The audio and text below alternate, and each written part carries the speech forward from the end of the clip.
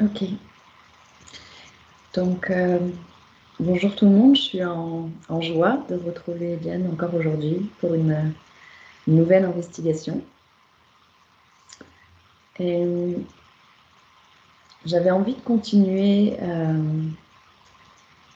sur la lancée de la thématique de l'intimité, puis d'aller explorer quelque chose qui se passe pour beaucoup de femmes dans l'intimité féminine. Donc, Diane, si tu es OK, nous donner des infos sur les manifestations comme Euh, les mycoses, les infections urinaires, c'est une manifestation que beaucoup de femmes peuvent vivre dans leur corps.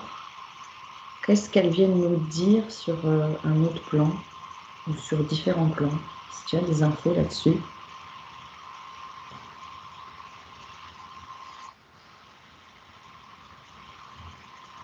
Je reçois deux possibilités. Mhm. Donc, au niveau des mycoses, j'ai la mycose vaginale et la mycose anale. C'est comme si on me proposait Mhm. deux possibilités. Ok. Est-ce que ça me dit est-ce que ce sont les mêmes? Ça me dit non, ce ne sont pas les D'accord. mêmes.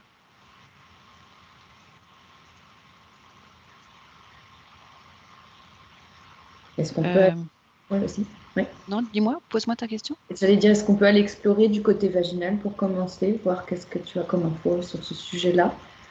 Ouais. Alors, j'ai la vue du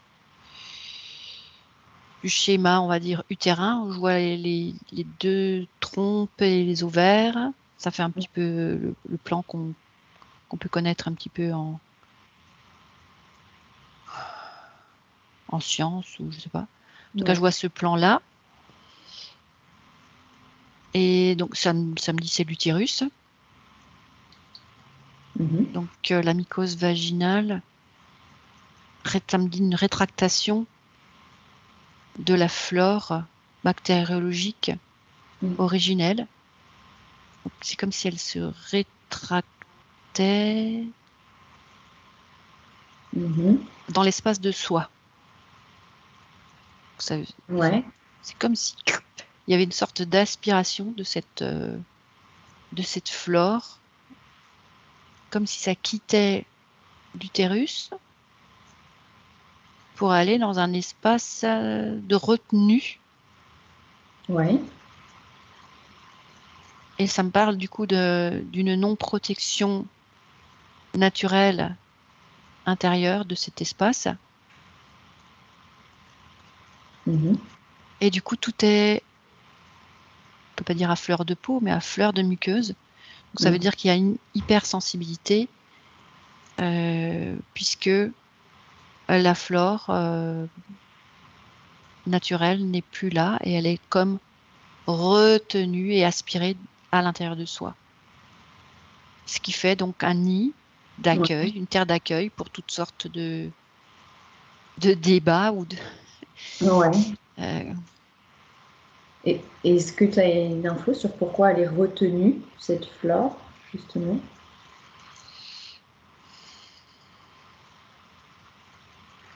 alors ça me dit, au cœur de soi réside le désir de soi inavoué.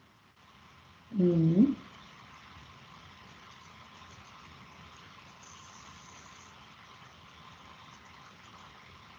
C'est comme si ça me mettait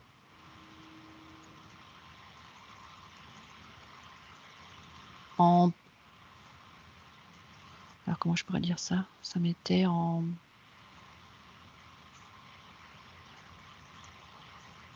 quelque part en échec ou Mhm. en stand-by, on va dire, le plan physique, Ouais. parce qu'il y a eu une rétention de ces informations-là. C'est comme si la flore naturelle, Mhm. c'est l'état d'être physique de quelqu'un qui est en accord avec enfin la femme en tout cas, avec qui elle est. D'accord. Euh, une femme qui est en accord avec qui elle est, elle a une belle flore bactérienne Mhm. normale, naturelle, qui la protège de toute infection. D'accord. Et dès lors qu'elle a cette rétention, donc cette aspiration de cette flore à l'intérieur d'elle-même, parce qu'elle a un désir d'elle-même inavoué, c'est pas elle, c'est pas tant que elle, c'est en tant que je suis, un désir de soi. Alors je vérifie le soi, si c'est le soi, désir de soi incarné, non, de soi dans sa complétude. Donc le soi réunit la partie incarnée, la partie supérieure, donc tout ce qui nous constitue, l'être divin et la partie physique, c'est comme si ce désir d'être un avec tout ce qui nous constitue et que on ne s'avoue pas ou qu'on ne s'avoue pas, c'est quelque chose de l'ordre de l'inconscient. Ouais. Donc je veux faire le 1, j'essaie de résumer autrement.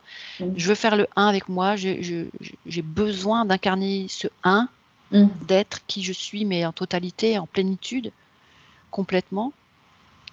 Et dans ce corps de matière, dans mon identité féminine, à travers la relation à l'autre, la relation sexuelle à l'autre, je n'arrive pas à être un.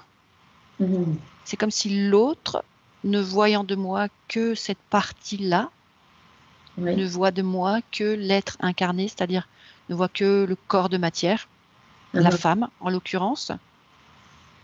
C'est comme si la sensation que la femme a de ne pas être accueillie dans sa totalité, dans son unité, elle se retient. Et ça me dit qu'il y a aussi une peur de libérer trop de puissance. Ouais. C'est comme si elle avait la peur, de par sa puissance sexuelle, de noyer son partenaire quelque part. Et d'ailleurs, celles qui ont, et ça me ramène à, tu sais comment on appelle, je sais plus comment on appelle ça quand on a les fontaines, les femmes fontaines. Les femmes fontaines, ouais. Celles qui ont vraiment un débordement d'irrigation vaginale. Eh bien, c'est comme si elles n'ont pas cette retenue-là. Elles n'ont pas elles n'ont pas nécessairement le besoin, on va dire, de se prouver ou de montrer à l'autre qu'elles sont pas juste un corps. On va dire qu'elles sont complètement à l'aise avec ce corps et avec leur désir et leurs sensations. Elles sont comme que dans la matière d'ailleurs, que dans l'instant, dans la jouissance, le plaisir de l'acte. Et du coup, ça libère. Ça peut paraître en excès, mais on va dire que c'est comme si c'était une fontaine jaillissante à cet étage-là, alors que celles qui ne se sont pas accueillies dans sa totalité n'arrivera pas à donner, on va dire, à s'abandonner totalement à son propre plaisir. Ouais. Donc ce serait lié à une forme de rétention aussi de son plaisir à la femme. Ben oui, parce que le plaisir, dès lors que tu t'abandonnes à ton plaisir, ça donne un lâcher de puissance. C'est comme si toute l'énergie sexuelle qui est déployée à ce moment-là, ça fait que là, l'union, elle est parfaite. L'union du soi, elle est parfaite. Elle est physique et spirituelle. Elle est totale. Ouais. Et à ce moment-là, comme je ne sais pas combien je suis puissante, quelque part, j'ai peur de cette puissance. Ouais. Et je me dis, si je m'abandonne à ma puissance, est-ce que je vais pas noyer l'autre? Est-ce que je vais pas lui faire peur dans mes débordements? Tu vois, c'est et physique et en même temps, est-ce que c'est mental en partie? Ok. Émotionnel surtout. Ouais, c'est ce que j'allais te demander, émotionnel. Ouais. Ok. Ouais. Et est-ce que ça veut dire, parce que tu parlais des femmes fontaines qui ne seraient comme pas dans cette espèce de retenue ou de rétention, est-ce que ça veut dire que les femmes qui font ce genre d'expérience sont connectées d'une certaine manière à leur soi, ou est-ce que pas c'est lié à ça? Oui, mais pas forcément en conscience. D'accord. Ok. À leur puissance, en tout cas, elles sont connectées à leur puissance sexuelle, D'accord. Ok. leur énergie sexuelle. Elles n'ont pas, il n'y a pas de problématique là-dessus qui les empêche de libérer toute leur énergie sexuelle et toute leur. Ok. Ok. Et du coup, est-ce que tu aurais, je sais pas, des infos qui te viennent sur, donc tu parlais de rétention, du fait de retenir quelque chose, de pas, tu sais, de pas laisser toute la puissance s'exprimer. Est-ce que tu as des infos qui viendraient pour, je sais pas, accompagner le fait de libérer ces énergies-là? Est-ce qu'il y aurait quelque chose à faire par rapport à soi, par rapport à l'autre? Alors Oui. c'est marrant parce qu'au fur et à mesure que tu me parles, c'est comme si ça montrait que quelque part, Ouais. la femme reflète le sentiment d'impuissance de l'homme. Sans que ce soit, sans forcément qu'il se sente impuissant à ce moment-là, mais plutôt du style qu'il n'est pas conscient lui-même de sa propre puissance. Il ne sait pas de quoi il est capable. Ok. Il ne sait pas s'il va être en capacité de satisfaire l'autre. C'est pas comme s'il ne veut pas. C'est Oui. comme si il y a des peurs en face aussi. D'accord. De pas être à la hauteur ou de pas être capable de satisfaire sa partenaire suffisamment longtemps, suffisamment. Ouais. C'est comme s'il y avait un miroir, on va dire. La Ouais. femme, elle renvoie comme quelque chose de ce que vit l'homme. Et c'est comme si, en fait, l'homme et la femme se regardant à travers l'expérience sexuelle ont du mal à reconnaître le fait qu'ils soient fabricants ou créateurs d'une puissance phénoménale. C'est comme si, quelque part, on leur avait toujours dit c'est dangereux ou on ne sait pas ce que ça va donner ou alors c'est interdit. Ou, tu sais, c'est comme s'il y avait plein de schémas encore derrière de croyances ou d'enseignements. C'est tellement vaste. C'est comme s'il y avait plein de choses qui fait qu'il y a comme des retenues tout le temps. Comme s'ils étaient retenus, et l'homme et la femme, dans leur lâcher prise, c'est comme si, tu vois, comme s'il y avait je vois comme des amarres qui retenaient et l'un et l'autre. Et on essaye de se rejoindre, on essaye de faire on essaye de se lâcher, on essaie de se faire du bien et on rêve que de ça. Et c'est le désir. Le désir, c'est ça, c'est s'abandonner l'un à l'autre et s'abandonner à soi aussi. Mais c'est comme s'il y avait plein de choses encore qui te retiennent derrière, là. Hop. Et que du coup, tout est dans la retenue, une sorte de lenteur ou de côté maladroit comme ça. C'est pas et ça me fait voir que par exemple quand il y a de l'alcool et que l'inhibition n'est plus, comment ça s'appelle, c'est l'inhibition qui n'est plus présente. Ça veut dire que là je suis plus inhibée, donc je m'en fous, je réfléchis même plus, donc j'ai plus le mental, j'ai plus l'émotionnel, j'ai plus tout mon côté éducatif qui me retient là, je me lâche. Et du coup, on a tendance à faire des choses qu'on se croyait pas capable, on va dire, que quand on est sobre et qu'on se regarde face à face. Et donc, cet état, ça veut pas dire qu'il faut picoler pour pouvoir s'abandonner. Et c'est d'ailleurs dommage qu'on ne puisse pas s'abandonner naturellement. Et donc, j'ai l'impression de pouvoir prendre de conscience que c'est juste des retenues. C'est comme si c'était des chevaux voilà, c'est ça, on retient les chevaux. Et les chevaux, c'est une mesure de la puissance d'un véhicule. Oui, donc plus il y en a. L'automobile, par exemple, elle a, voilà, elle a un certain nombre de chevaux, et ben voilà, un être humain, une femme, un homme qui se rencontrent, c'est comme si leur puissance libérait des chevaux en présence l'un de l'autre, et que du coup, ils sont retenus, mais c'est comme ça. J'ai l'impression qu'il y a comme s'il y avait deux voitures face à face, vroom, vroom, ou deux motos, et puis on accélère, et puis au moment de se rejoindre, on freine à fond, parce que si on lâche tout, ça va être l'accident, tu vois. Ouais. Et c'est comme si je voyais quelque chose comme ça. Donc, chez l'homme, on va dire, ça fait pas forcément, il n'y a pas de problème forcément d'infection. Oui. Ça me dit si et ça peut lui arriver aussi si, par exemple, la femme est contaminée et que lui ne se protège pas après, parce qu'une fois qu'il a la mycose, c'est là que lui peut être contaminé, et puis après ça peut durer encore plus longtemps. Mais donc, à la base, c'est sa semence qui va contaminer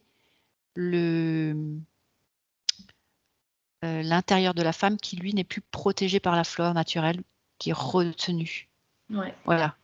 Donc il y a une histoire, donc je prends conscience de ma puissance, et je renonce à la retenir.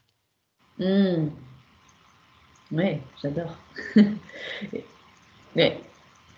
J'arrête d'avoir peur de ma puissance. Ouais, c'est ça qui est au cœur, en C'est fait. naturel. C'est naturel. C'est normal. J'ai une puissance, j'ai une énergie sexuelle à l'intérieur de moi, et je la libère. Je suis OK avec ça. Je suis OK pour la libérer.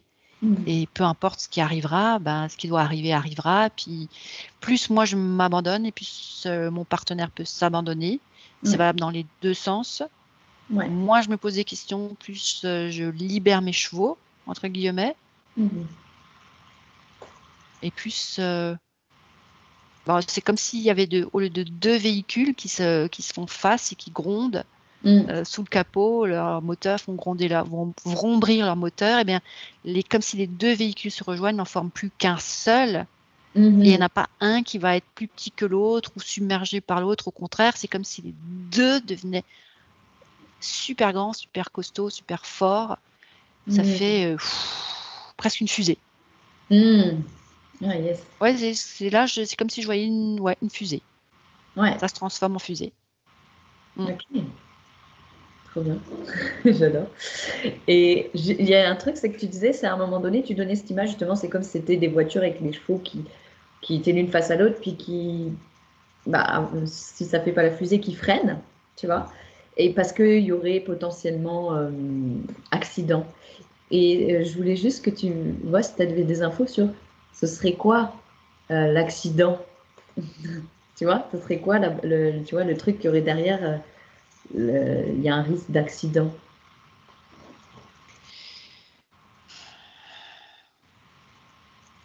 Alors, je vois que du côté de l'homme, c'est plutôt, je veux pas lui faire mal, je veux pas être trop brutal, je veux pas, tu vois, c'est comme si je veux être sûre que ça va la combler, je veux être sûre, voilà. Et du côté de la femme, c'est plutôt, je veux pas qu'il s'imagine que je suis capable de faire des choses comme ça. Ouais. Mais je vais me comporter, et là, excusez-moi pour l'expression, mais c'est comme si il va me prendre pour une salope. C'est ce que j'allais dire. Et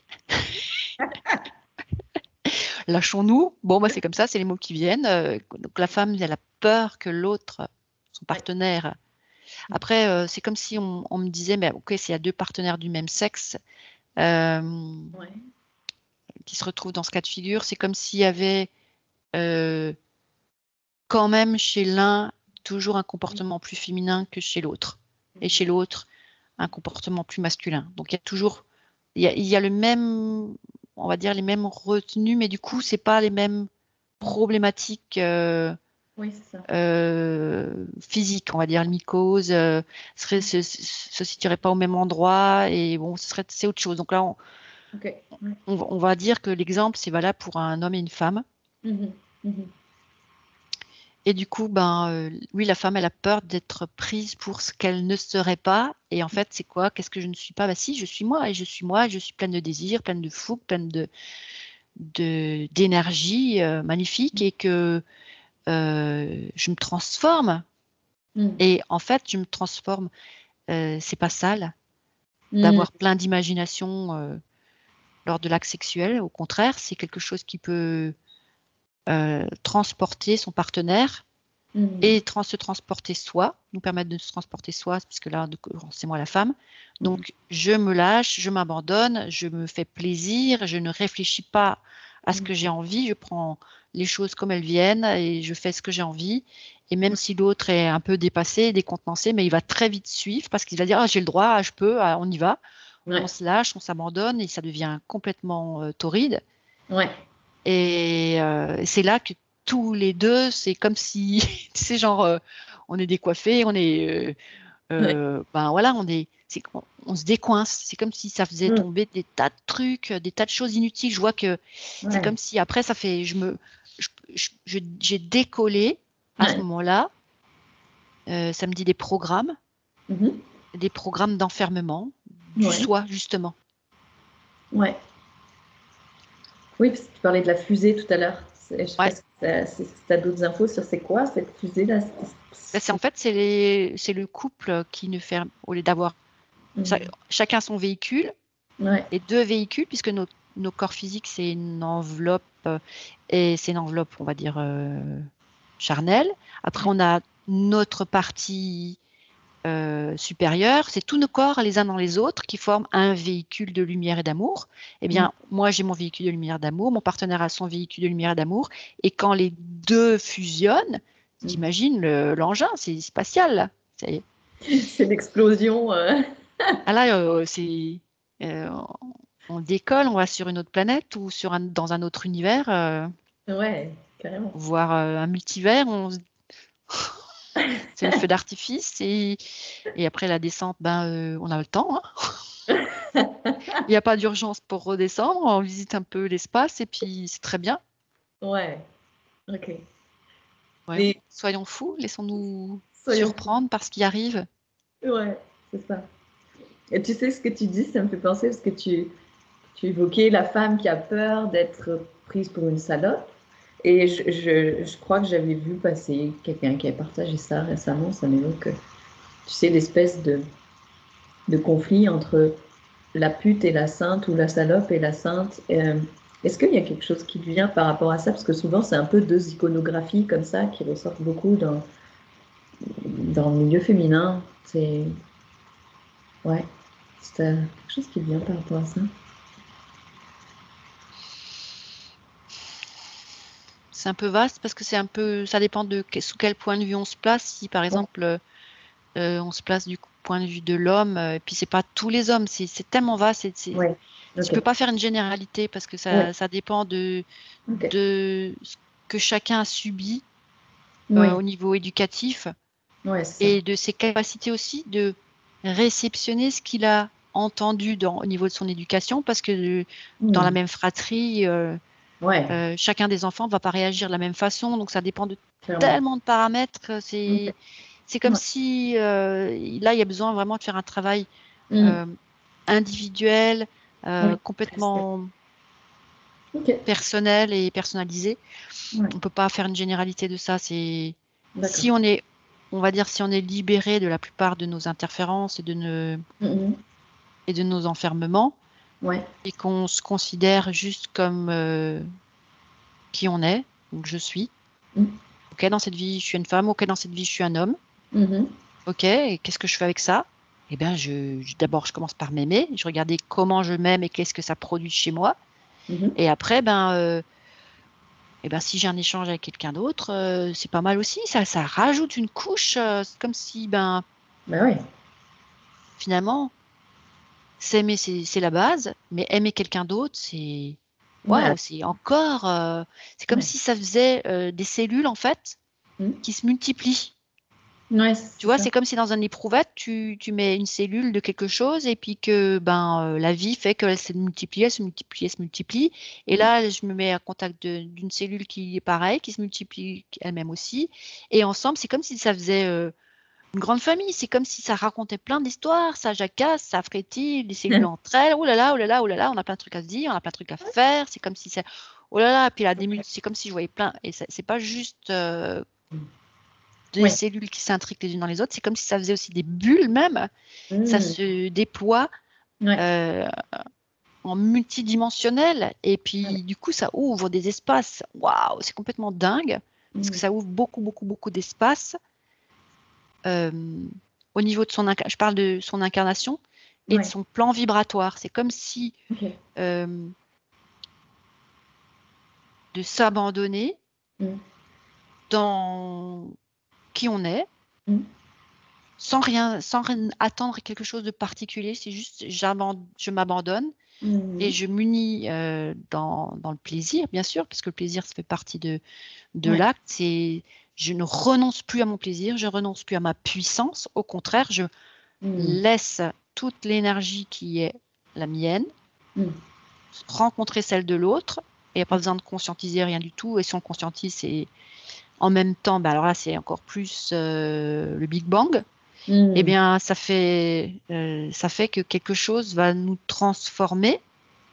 Et tu vois, c'est comme si on n'avance pas dans la vie de la même façon. C'est comme en sautillant. Je crois que tous ceux qui ont déjà vécu une expérience, ne serait-ce qu'un petit peu réjouissante de ce côté-là, sauront qu'après, on est dans la vie, on est beaucoup plus joyeux, beaucoup plus dynamique, et puis que les gens se retournent sur toi, on t'ouvre la porte, on te fait des sourires, et puis tu comprends pas. Et puis c'est juste parce que tu as une banane tellement grande, tu le sais pas ou tu le vois pas, que c'est comme si tout ton corps est en train de sourire. Et ça dégage une vibration, une énergie qui, quelque part, impose une sorte de respect dans la rue, autour de soi. On dégage tellement de puissance, tellement d'énergie que c'est comme si on dégage une sorte de royauté, quelque part. Et du coup, ça fait que presque les gens, ils se retournent sur toi ou ils sont presque à ton service ou te demandent, tu vas dans un magasin, on va t'aider à te... c'est assez étrange. Il se passe des choses bizarres. Tester. J'adore. Tester et approuver. Ah ouais, c'est ça. Push-poum, labellisé. Tester, c'est l'approuver, c'est l'adopter. Ouais. Voilà. Et puis du coup, on pourra revenir à la mycose. Hein. C'était ça la question. Oui, et ouais. J'allais te demander, je sais pas si tu as d'autres infos, vas-y, mais sinon j'allais te demander par rapport aussi à l'infection urinaire, parce que c'est un autre aspect qui revient souvent. Il y a une alternance souvent chez les femmes de l'un ou de l'autre, et sûrement que c'est peut-être pas les mêmes infos. Donc... Ouais, alors attends, je vais juste venir comment on peut régler cette histoire de mycose. Voilà, vas-y. Que ce soit donc que chez la femme ou que la femme qui après contaminé l'homme. Alors pour la femme en tout cas, c'est comme si elle devait libérer l'amour de soi. Ouais. Ok. Et accepter qu'elle puisse avoir du désir pour elle-même. Bah ouais.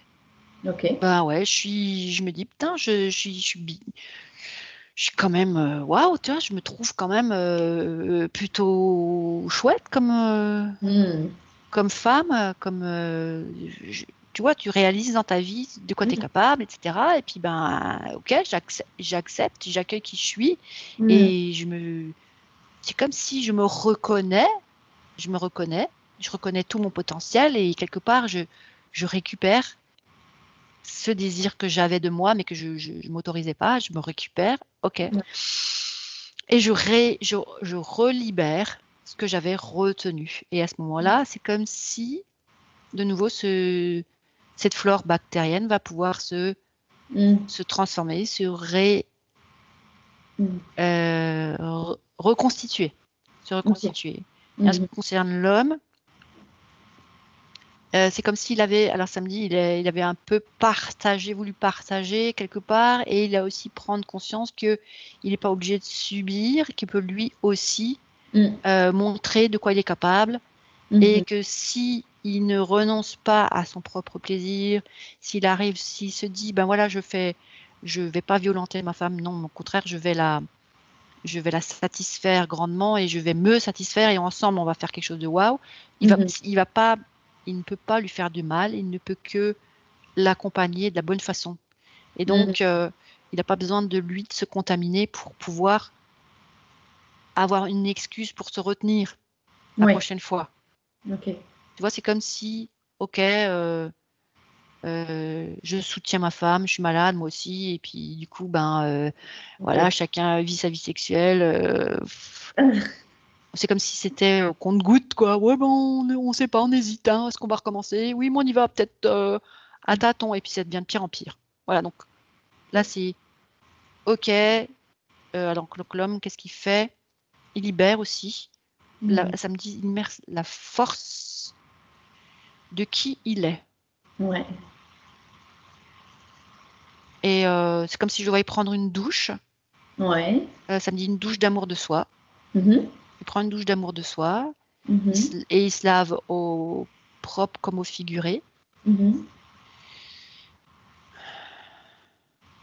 Pour ok, c'est bon, j'ai plus besoin de me souiller pour pouvoir exprimer, et j'ai plus besoin de retenir non plus ma puissance. Je peux exprimer ma puissance sans pour autant blesser l'autre, et que je peux être. Et donc c'est comme si c'était une sorte d'acceptation aussi de qui il est. Ok. Et alors en ce qui concerne les infections urinaires, ça me dit similaire. Ok. Bon. Similaire. Est-ce qu'il y a une différence?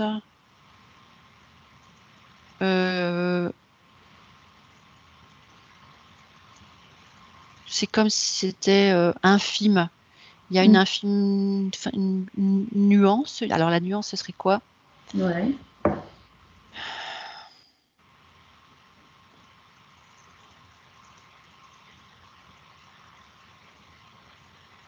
Ça me parle de boire l'eau de la vie. Donc, quand on est dans une libération du soi, du désir de soi et de sa puissance, Ouais. on libère nos os, entre guillemets. Et donc, parce que ça disait que boire à l'eau de la vie, c'est comme un renoncement de boire à l'eau de la vie. Et en renonçant à boire à l'eau de la vie, donc l'eau de la vie, ça fait partie aussi, c'est ça, les eaux que l'on produit font partie de l'eau de la vie.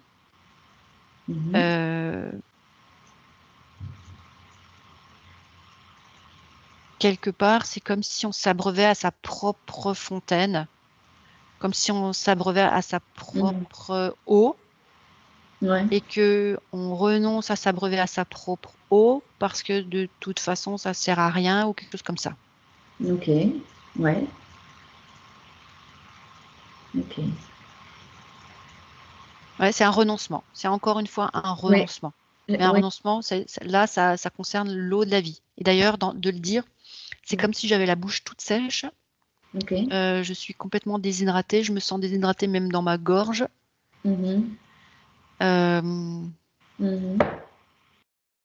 J'ai retenu mes os. J'ai retenu c'est ça. mon plaisir. J'ai retenu ma puissance. C'est comme si je n'ai pas droit à l'eau de la vie dans sa globalité.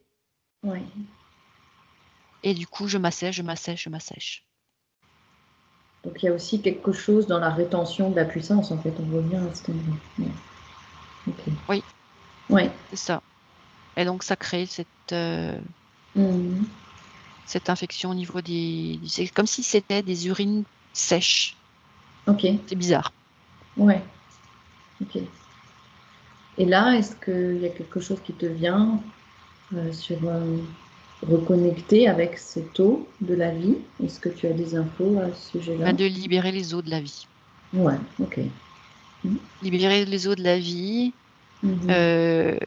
arrêter de croire que ceci, cela, juste s'honorer et se faire plaisir. Ok. Arrêter de se priver. Ouais. Ok. J'ai une question qui va amener peut-être un peu sur autre chose, si tu es ok dans... parce que quand tu parlais à l'homme aussi tout à l'heure de ne pas retenir sa puissance, et là tu parles des eaux de la vie. Et moi je me demande, tu sais, par rapport au sperme de l'homme, parce que tu sais, des fois il y a des traditions qui disent que c'est bien de retenir l'éjaculation ou pas de la retenir. Est-ce qu'il y aurait un lien avec l'expression de la puissance ou pas et l'éjaculation masculine, donc les eaux masculines?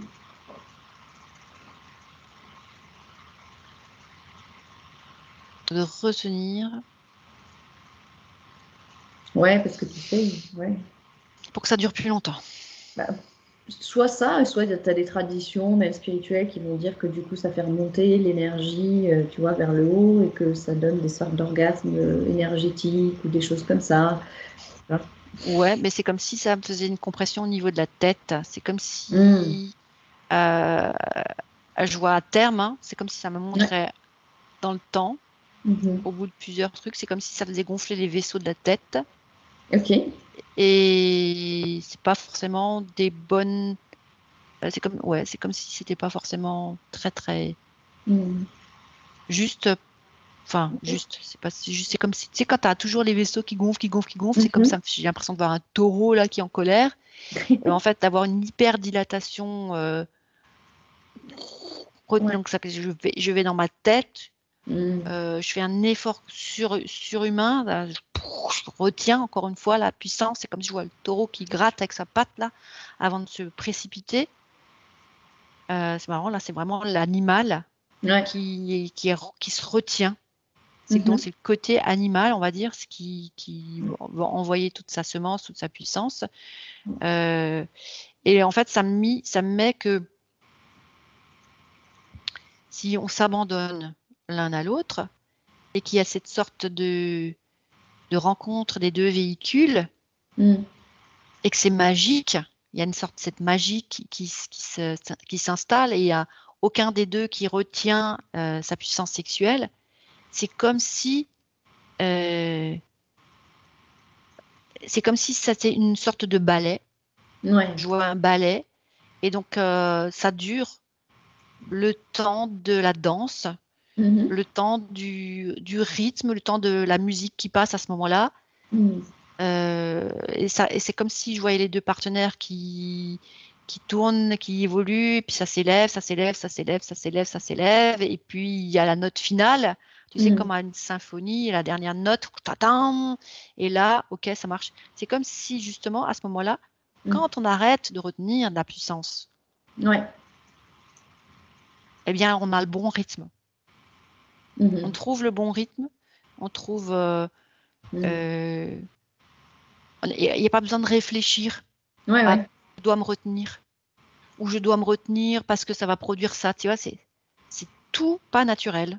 Oui, c'est ça, parce qu'il y a l'histoire de la contraception aussi, tu vois, avec toutes les peurs derrière qui peuvent pousser aussi au fait de retenir. Ah ouais, mais ça c'est... Tu veux dire parce que si la femme, par exemple, n'a pas aucun moyen de contraception et que l'homme ne se protège pas. Oui, c'est ça. Eh ben là, c'est un autre sujet. Hein. Ouais. Ok, on a déjà exploré pas mal. Je pense que, à moins qu'il y ait d'autres choses qui viennent, on peut aussi. Ça dit libérer les chevaux. Ok, libérer, lâcher les chevaux. Ça me va, moi, comme conclusion. J'aime bien. Ok. Merci. Merci, Sarah.